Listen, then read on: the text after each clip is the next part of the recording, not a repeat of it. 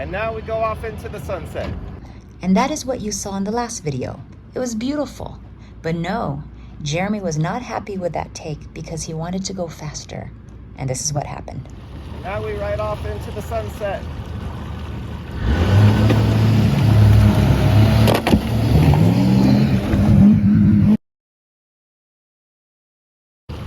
Now we ride off into the sunset.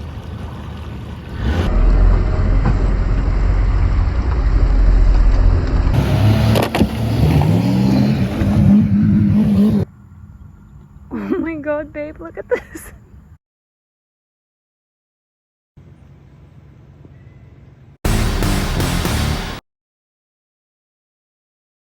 Welcome back to the final legal briefs. You didn't think I wouldn't drop one last video when the ruling came out, did you? No matter where I am in the world.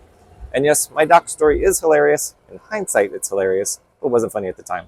But enough about my doc problems, because yesterday, July 13th, the judge finally issued her ruling on the motions for summary judgment. And if you just take one thing away from this video, I want you to know that yesterday I thought the ruling was really good for XRP and even good for Ripple. But after chewing it over on my flight to California, I now think it's even better than I did yesterday. This judge, she is very, very smart. Smarter than I, and in the next 10 minutes, I will tell you why. But really fast before I do that, and I don't do this often, but here's my non-prediction on Twitter about when the final order would come out. Mid-July. Not too bad, Jeremy. Not too bad. Now, I need to pat myself on the back a little because I got some other things 1,000% wrong, and the judge, I think, got them right. So let's start with that, shall we? A little humble pie. Now, first, I thought there was a good chance that the judge would rule that none of the sales of XRP were securities because Ripple had no obligations, no contract with the purchasers. And she didn't. She didn't rule that way. She explicitly rejected that argument. But then, right after she rejects that argument, she says this, which caught me off guard. Looking at page 13, quote, "The court does not reach defendant's first essential ingredient, that a contract must exist for an investment contract to exist. As discussed in greater detail below, in each instance where defendants offered or sold XRP as an investment contract, a contract existed." Wait, I thought she was rejecting the argument, but then she's basing her rejection on the fact that there was a contract in any case, a contract which of course carries obligations. Interesting. She then explains in her order that she finds that those sales in which Ripple contracted with the purchaser directly were sales of a security. Now, these are sales to institutional buyers, that's like hedge funds, ODL customers of Ripple, that type of thing. And the total was a maximum of $728 million worth. And she says, summarily, quote, "Clearly, the institutional buyers would have understood that Ripple was pitching a speculative value proposition for XRP with potential profits to be derived from Ripple's entrepreneurial and managerial efforts," close quote. Okay, fair enough. Ripple loses on that issue. But the next part is where things get really interesting, because the next category of sales were to mainly individual purchasers on the exchanges. And those sales, she finds, were not sales of securities. But it's the why she finds that blew my mind, and where I saw exactly how smart Judge Torres is.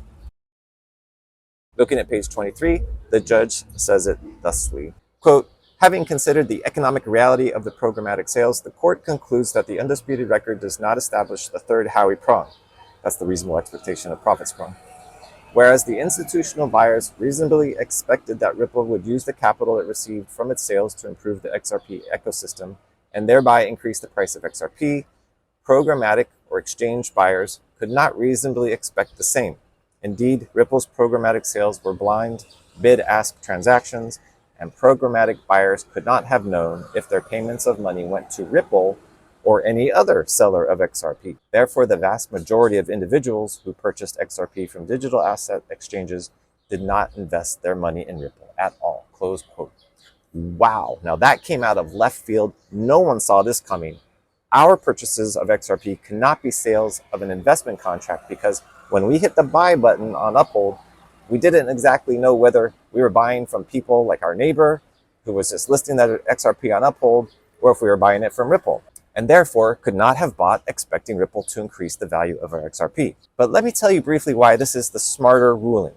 Now, Judge Torres is a trial-level judge, and she is overseen by the appellate courts in all areas of law, but not generally in areas of facts. This is an important distinction that I realized during my second read is that if Judge Torres had ruled based on contractual obligations test that Ripple and I wanted, she would have had to go all in and say that none of the sales were investment contracts, and that, along with ruling on a pure issue of unsettled law, like this would have been, would have left this decision open to being overruled by an appellate court.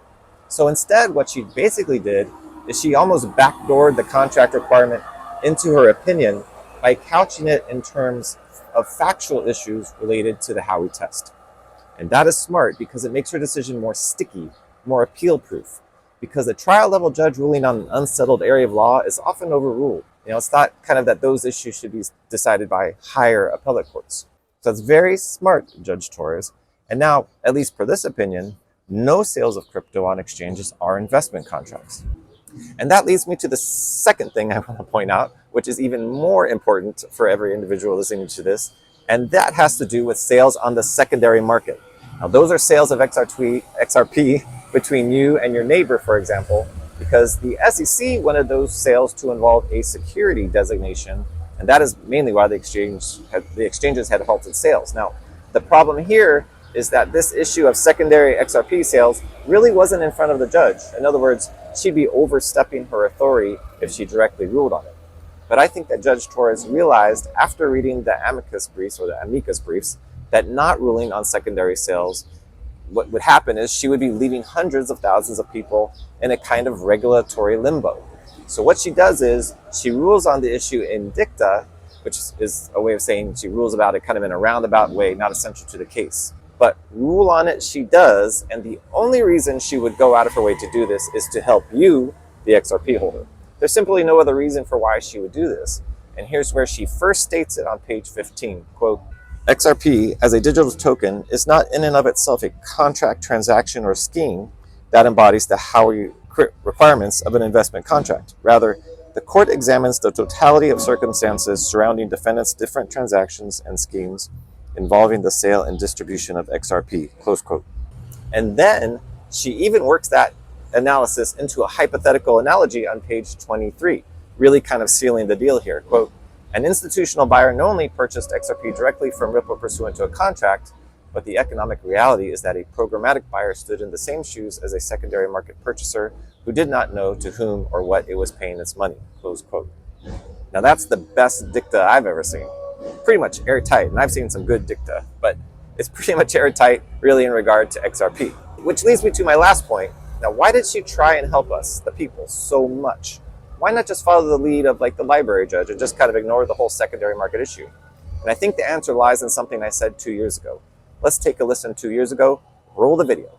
First, remember what me and my dad told you a couple weeks ago about judges. This judge needs to understand that this case is not only about Ripple the company or about multimillionaire company CEOs, but about the potential devastating impact an adverse ruling would have on tens of thousands of people who are and have been holders of XRP for years, some who have put their life savings literally into XRP.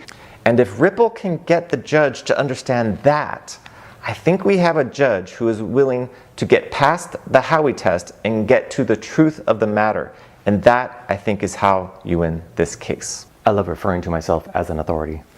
So I was wondering how individual XRP holders' stories would get in front of the judge. It would be awkward at best for Ripple to submit affidavits from XRP owners. That wouldn't go over very well. So, of course, to have individual holders in the lawsuit it is perfect and clears up one concern I had about the litigation.